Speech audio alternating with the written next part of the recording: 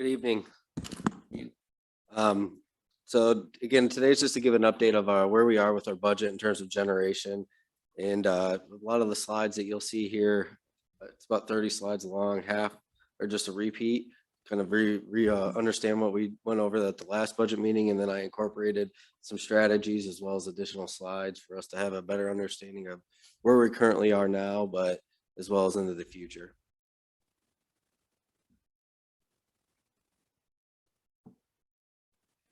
Am I clicking too fast, Tim?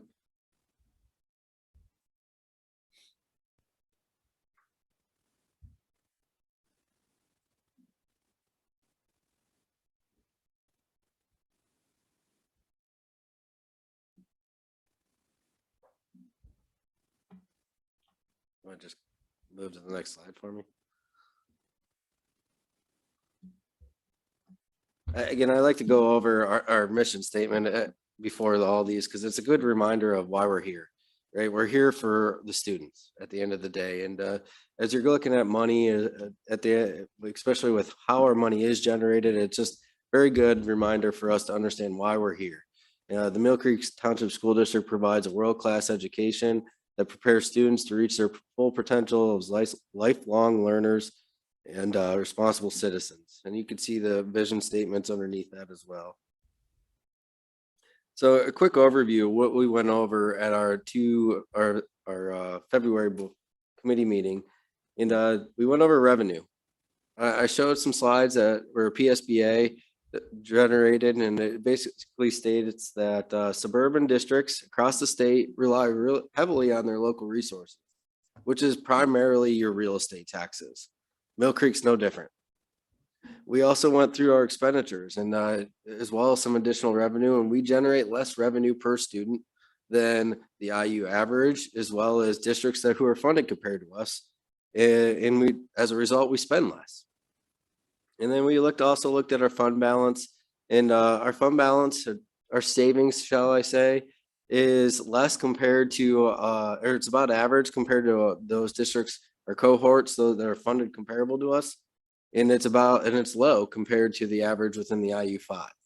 So just real quick, I didn't want to go through the 40 slides that I had that articulated all of that. Therefore, that's just a quick recap of what we went through. So I'm going to again show that what data I use to find the comparable districts. I use a free and reduced percentage of 41 to 47%. Mill Creek's 44. I used an enrollment count of between 3,500 and 11,500. And you could see the districts. I came up with, I think there's 13 of them there for the districts that are comparable to us. So moving on to the next slide, I just want to remind everybody of the compounding effect of not raising taxes. Again, this slide shows the red lines, Mill Creek, our millage increase year over year, green CPI, and gray is the cost of living adjustment for Social Security since 2016. This is the percent change year over year.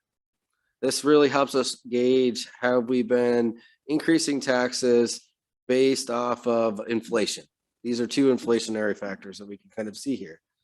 And as you can see, the gap widens, it closes, it widens, but we still aren't at the same level of CPI or COLA. And if we were, we would have an additional $5.9 million in our budget currently. So this slide is just intended again to show the compounding effect of not raising taxes that we rely so much on to fund all of our programs. Talk about our state ranking of revenue per student. In 2020, we ranked 450 out of 500 students. Only 50 school districts in the entire state generated more revenue or less revenue per student than we did. We look at our total expenditures per student. Again, this line graph's the same. It'll be consistent throughout this presentation, but we ranked 456 out of 500 districts. Only 44 districts in the entire state of Pennsylvania spent less per student than Mill Creek. If we look, this came out of our last meeting. It was requested to take the same graph look, but wanted to look at salaries. So I did create that. And as you can see here, when you look at our salaries, we ranked 378 out of 500. And again, Mill Creek's red, the IU average, which is primarily Erie County, a couple other districts. The state average is green, and then districts that are funded comparable to us are black.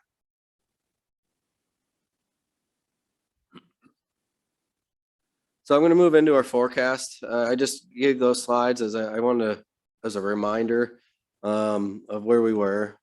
So we projected out for 21-22 to have about $3.2 million deficit. I didn't include all the detail. I just wanted to show the waterfall graph, excuse me, as we're trying to look at where we're going to end this year. And we know that $2.2 million of that 3.2 relates to the VOTEC project. So really from a structural standpoint, we're short about $1 million because we did have 2.2 million already earmarked in our fund balance plan for this VOTEC project. So what are some of our options to reduce that deficit? I mean, currently we're going through our ESSER funding. What can we redistribute to make up that $1 million gap this current year? We also have the ability to use the proceeds from the sale of MLC, should that go through at the end of this fiscal year. We could look at our current sub rate as it exists currently, or we could use a combination of all those different strategies here to bridge that gap of $1 million from now till the end of this year, for which we are currently evaluating. We roll into the budget now. So we talked a little bit about how we're funded, where our money comes from, comparison's sake, where we plan to end this current fiscal year, where are we going to be for next year?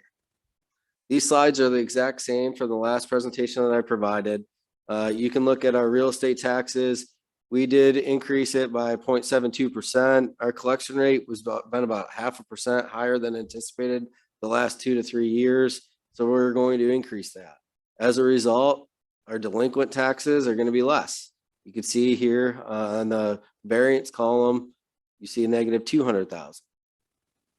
So looking at LST and earned income tax, quite frankly, we've rebounded to be performing better than pre-COVID. COVID no longer impacts our earned income taxes or local service tax. Our real estate transfer taxes continue to be the highest they've been in over a decade. We increased that by 300,000. So a total increase when you're comparing the 21-22 budget compared to the 22-23 budget of $713,000 in our local resources without increasing taxes. If you look at the state revenue, again, it's the same type of slide. You have our actuals from the last fiscal year, our current budget, our projected budget for next year, the variance, percent change. The state did in their current year budget increase their appropriation for basic ed as well as special education, which resulted in about $376,000 more than what we anticipated. So we're taking advantage of that in our next year's budget. The same could be said for special ed, as you can see, about 97,000. Social Security, as well as the PSERS, as our salaries continue to increase, as well as the PSERS rate, they reimbursed half of that. So you're going to see an increase of those two as the other line items increase over time. You do see a big reduction in our rental reimbursement, 74% reduction, 577 to 144,000. 148,000, excuse me. That's a result of our PlanCon reimbursement. As we're paying off some of this older debt, the reimbursement associated with that, it no longer will be available because the debt is paid off. So overall, when you look at the increase from our current budget in 21-22 to what we project for next year is $613,000 increase. Now, as we look at this slide, it's just our federal funds. Mostly, I mean, the material amount of change is $702,000, results on how we plan to use our ESSER funding. So if we take a look at our total revenue as projected, it's 51% is generated by our real estate taxes alone. So yeah, it's another 7% by our earned income tax, 6% generated locally. The only non-reimbursable state formula is our basic ed funding at 14%. You have special ed, 4% state reimbursement, such as your Social Security or your PSERS reimbursement of 12%, and then the 5% federal. But the slide's really intended to show that we rely heavily. Over half of our budget is generated by real estate taxes. As we look here to our salary, so we're flipping over to the expenditure side. We did add a assistant principal that will be paid for out of ESSER funding from an administrative perspective. Our teacher contract, we have 26 open positions. I budgeted all those positions at step 3. Not all those positions as they existed in the budget current year were step 3. Most are towards the top. That savings is offset a little bit here by our LOAs. We are going to have to increase that based on trend and our usage.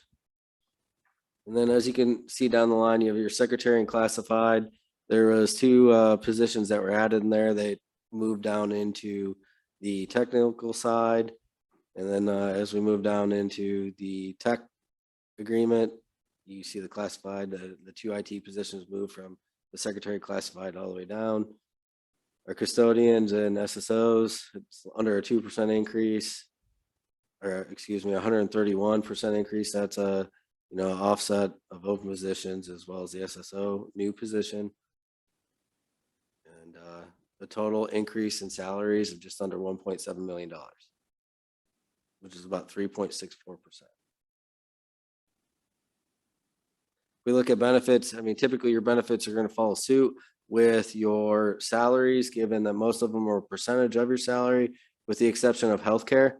As we had talked earlier, we've been over the past few years, we haven't had to increase our healthcare rate, and that's been a result of a number of different factors. But this year we are projecting to be over budget by about 3 to 4%. We're still evaluating those numbers and we'll continue to do so as we finish out the year. But if we project another 3 to 4% increase, you're looking at about a $741,000 increase from the current year budget to the following year budget, as you can see there at healthcare.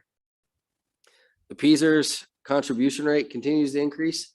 So that's a little bit of a compounding result. Your salaries are going to increase as well as the PSERS rate. That's going to generate about $790,000 increase. So overall, our total benefit increase is about $1.66 million. So we're moving on to the other expenditures. I'm just going to go through a couple of the high level ones. Our contracted service is over about $1.1 million increase. That's as a result of us increasing our sub rate. We have a couple of ESSER funded sanitization contracts, mental health contracts that are in there that if we move on to property services, rather than buying our IT equipment outright, we are leasing those. We plan to get on a leasing schedule. So that does account for $439,000 increase. I'm going to move down to tuition. There's an $850,000 increase over the prior year that relates to just the increase in charter school enrollment. And then I'll move down to the debt of about just shy of $1.2 million. That is anticipated as a balloon debt payment, not only in this upcoming year, but the following.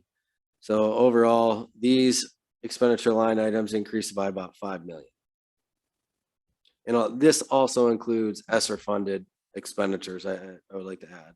So as you're going through and looking at our total expenditures, I mean, over 70% of our total budget is generated by salaries and benefits. It makes sense. We're in a people business. We invest in our people.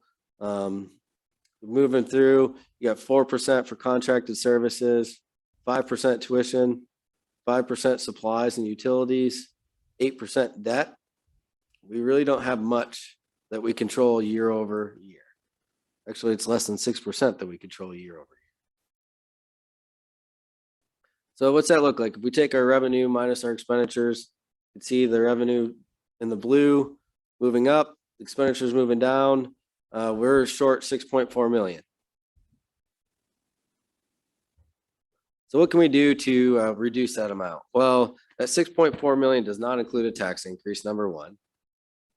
We could look at redistribution of our ESSER's fundings to cover the increase in our substitute rate or some curriculum software, delay our IT lease, reduce the volume of professional development, use fund balance for math resource purchases as well as custodial equipment, as well as the debt payment of 2.2 million, which I would recommend. Those are one-time payments that we won't need to make year over year. Therefore, they're not really going to affect our structural budget. And quite frankly, we've already cut $1 million out of that. So we're really looking at and we're still evaluating our healthcare. We're self-funded, as I mentioned. That's all based on trend, on how we'll look moving forward, as well as some other data. We're receiving quotes and we're currently in negotiations. So when you take and look at it, if we did happen to raise taxes to the index, we use $2.2 million of our fund balance, as well as what we already cut of $1 million. We're remaining structural deficit is $1 million that we're looking at for this upcoming year. What's that look like in terms of our fund balance? As you can see, the top line here, I have this broken down by the estimated years in the bottom, and across the top, you have our unassigned, non-spendable capital projects, our committed, assigned salaries and benefits, as well as assigned IT and VOTEC as our categories for which we have within our fund balance. The 20 overall, when you add all those up and where we ended this past fiscal year, was 27.8 million. When you take and look at the estimate based on what I had just provided in terms of structurally what we're looking at to reduce that deficit, you're looking at a deficit of about 2.2 million, which we anticipated from VOTEC in itself. However, that is offset. You can see the movement between assigned capital projects, committed, and assigned fund balance, because there is money earmarked to those individual categories on an annual basis. That gives us a new total, when you add up all those individual areas, of 26.6 million. And if we take a look at where we are currently with the examples that I provided of how to structurally balance our budget and more structurally balance of our budget, you're looking at a deficit of about 3.2 million for a grand total that would reduce our fund balance to just shy of 23 million at the end of next fiscal year. So we just talked about where we anticipate for next year's budget, but where are we going to be for over the next 5 years? There's only a couple slides here, but again, this forecast is based on some material, or it can materially change based on strategies that are implemented.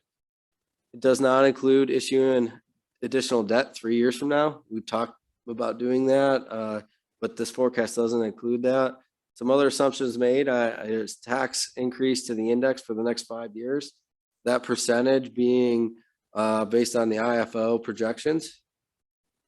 It includes a small increase in state funding, the projected PSERS rate increases, healthcare increase of 4% annually, projected use of ESSER funding, the math resource purchase in 2023, ELA resource purchase in 2024, balloon debt payments in 2023 and 2024, and a reduction in our current substitute rate.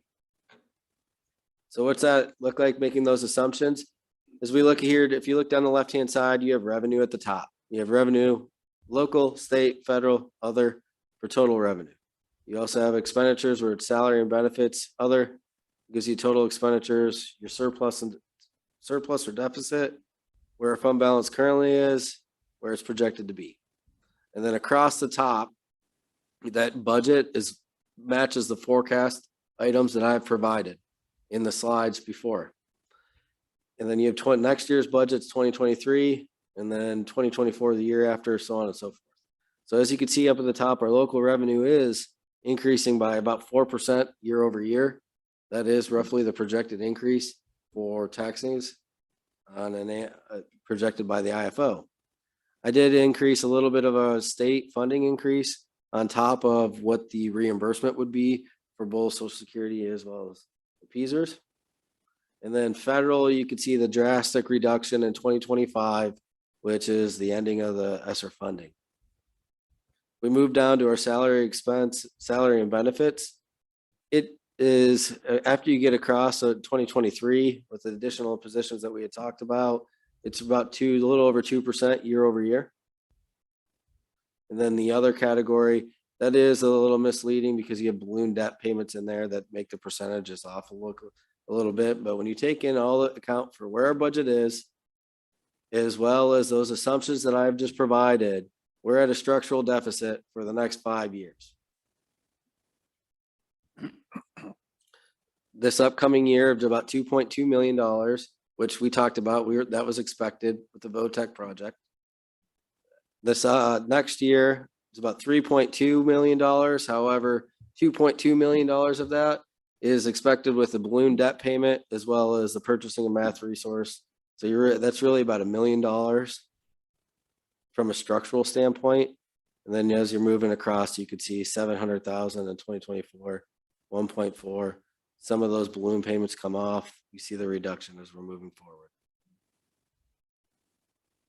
So what's that look? On the left-hand side, this is the bar graph that shows 2022 through 2027. And the blue bars represent revenue. The green bars represent expenditures. All those numbers back here, they're red. That means it's a deficit. You can see the correlation here within this graph. And then on the right-hand side, you see where our fund balance is going.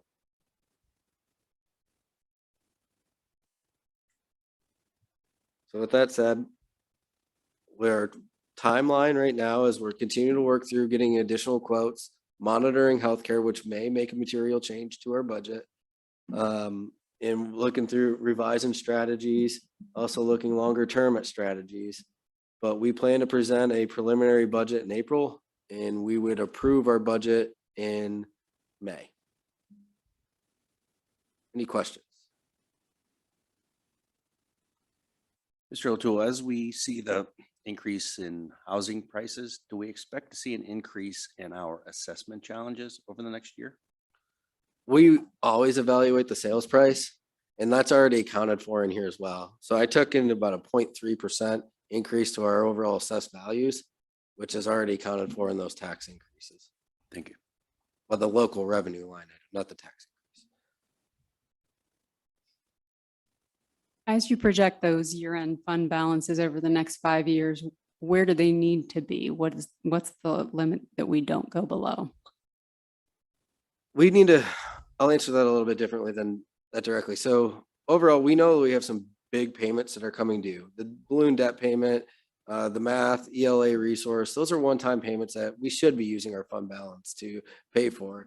It's the $1 million structural deficit that we really need to look at or reflect.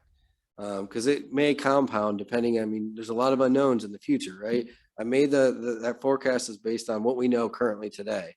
So rather than looking at it in terms of where our fund balance needs to be, policy states that our unassigned fund balance should be 8%. Based on this projection, it won't be. However, we are committed to reviewing strategies to finding that balance in our structural budget in the long term. There was a lot of moving parts over the course of this past year that need to be evaluated, and we don't want to make any quick reaction. That needs due time to evaluate those.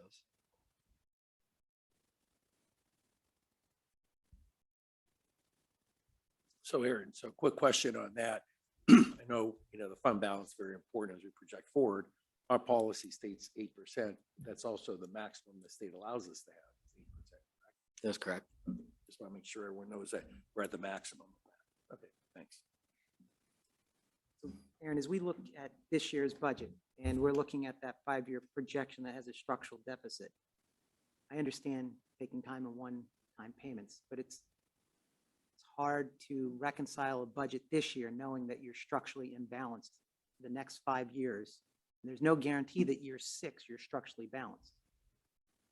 How do we know so in my mind, we can't demonstrate a structurally balanced budget in the short term over the next 1 to 3 years. We have a fundamental problem. We don't have an out at the moment. Agreed. We're going to look at, again, as we're revisiting some of these quotes that we're having, moving forward, that may have a material effect on where we are right now. I think the most prudent action for us right now is we will most likely be recommending approving a budget with a structural deficit and using fund balance to balance the difference. However, with the understanding that next fiscal year, not 23, but 2024, we're going to have to make some strategic moves or look at it strategically on what we can do to come into more of a structured balanced budget. There was a lot of movement that we had this year that was unanticipated. So we need to adjust as we're moving forward. Don't disagree. I just think that if we're going to put out a forecast that is in deficit every year for 5 years, it's hard to not make some changes now that are going to help us be not in a deficit sooner. Because we're just pushing it. I mean, the longer we wait to make some of these calls, the harder they get. So we'll come forward And I at know we the got April time. meeting with a few suggestions to help address that.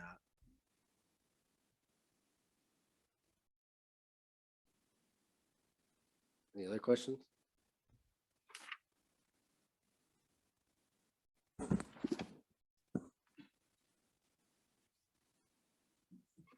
Okay, thank you.